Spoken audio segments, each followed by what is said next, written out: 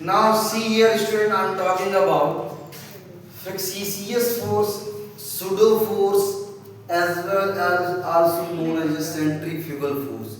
In previous class I am already talking about centripetal force. Centripetal force in circle, when the any body or any object, suppose this is the body or object moving in a circular track, then the force exerted toward the center is known as a centripetal force, and that value is equal to mv square by r. But here I am talking about the centrifugal force, that is a fictitious force as well as pseudo force.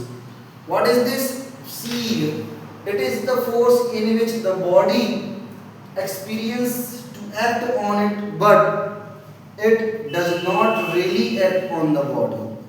We can feel centripetal force and centrifugal force, we can feel, but it does not so.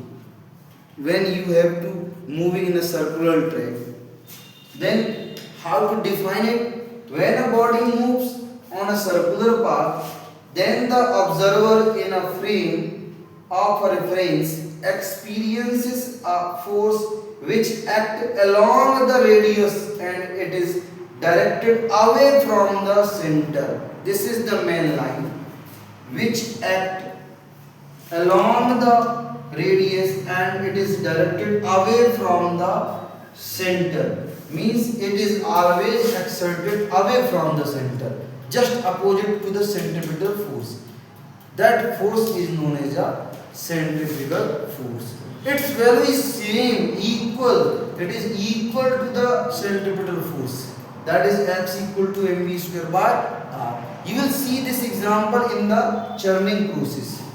When you churning the curd, then machine exerted the curd by the centripetal force on the curd.